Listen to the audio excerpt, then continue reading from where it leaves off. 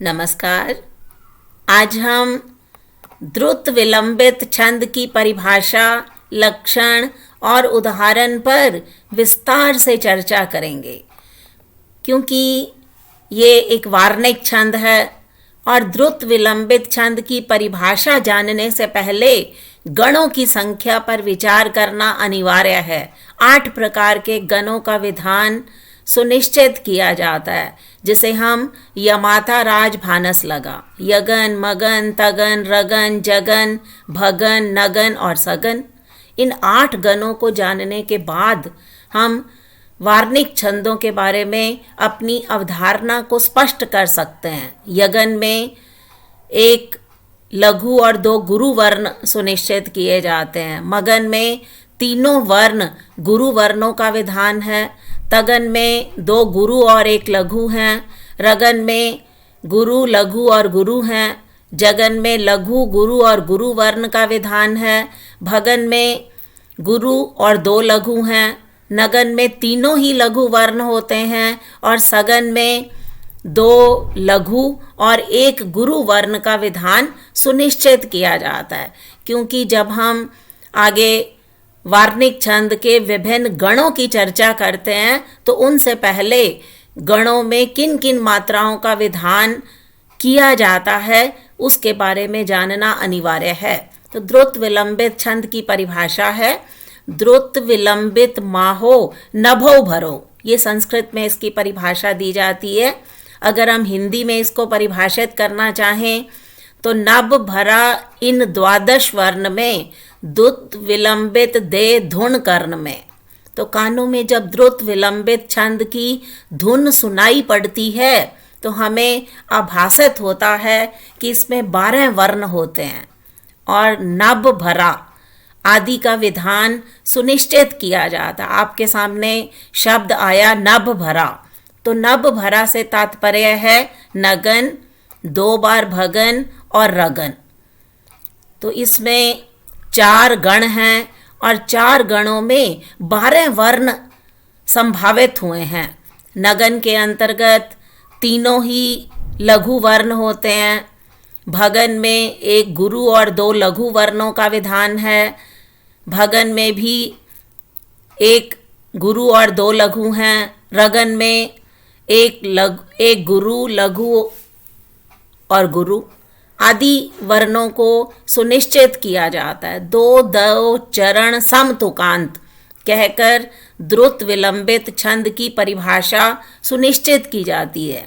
तो इसकी परिभाषा जानने के बाद हम इसके लक्षणों की चर्चा करते हैं।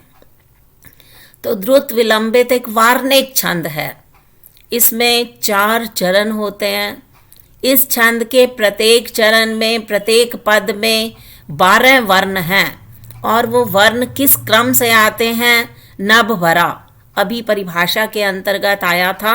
नगन, 2 बार भगन और अंत में रगन के क्रम को ग्रहण किया जाता है। नगन, भगन, भगन और रगन। नगन के अंतर्गत तीनों लघु वर्ण होते हैं। भगन में गुरु और 2 लघु वर्णों का प्रावधान है। भगन में गुरु और 2 लघु वर्ण हैं।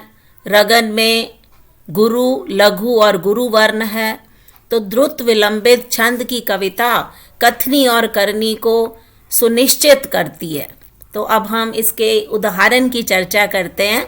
इसका उदाहरण आता है, दिवस का अवसान समीप था, गगन था कुछ लोहित हो चला, तरु शिखा पर थी अब राजती, कमलनी कुल वल्लभ की प्रभा। तो हमारे यहाँ द्रुत विलंबित छंद को जानने के लिए नभ भरा शब्द को जानना अनिवार्य है। आपके समक्ष इसमें 4 चरण हैं और सभी चरणों के अंतर्गत नगन, 2 बार भगन और अंत में जाकर रगन का प्रावधान सुनिश्चित किया गया है। तो चारों पंक्तियों के अंतर्गत नगन, भगन, भगन और रगन, इस प्रकार से गणों को सुनिश्चित किया जाता है। अगला उदाहरण है, मन बसी जब से छवि श्याम की, रह गई नहीं मैं कछु काम की, लगत वेणु निरंतर बाजती, श्रवण में धुन ये बस गाजती। तो वासुदेव अग्रवाल जी ने द्रुत विलंबित छंद के अंतर्गत अपनी कलम को आबद्ध करने की कोशिश की है। इसमें भी नभ भरा का नियम लागू होता है। नगन, 2 बार भगन और अंत में जाकर रगन का क्रम अवश्य मेव दिया गया है।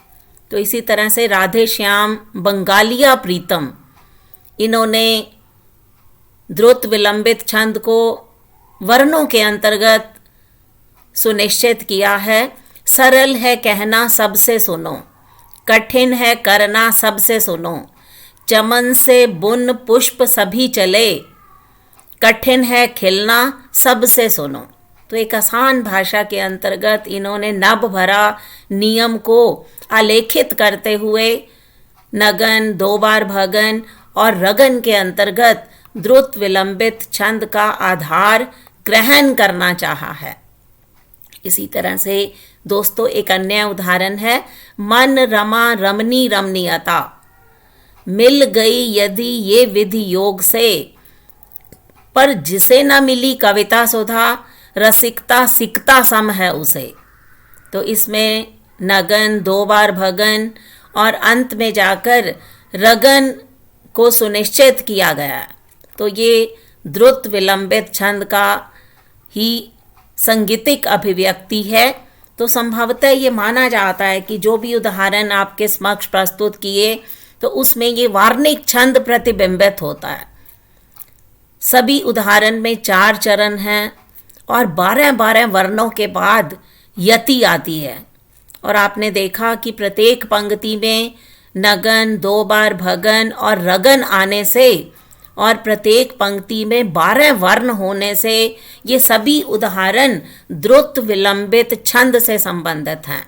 तो वार्णिक छंद, 4 चरण, 12-12 वर्णों के बाद यति, नगन, 2 बार भगन और रगन का क्रम आने के कारण यह द्रुत विलंबित छंद आभासित हुआ। धन्यवाद।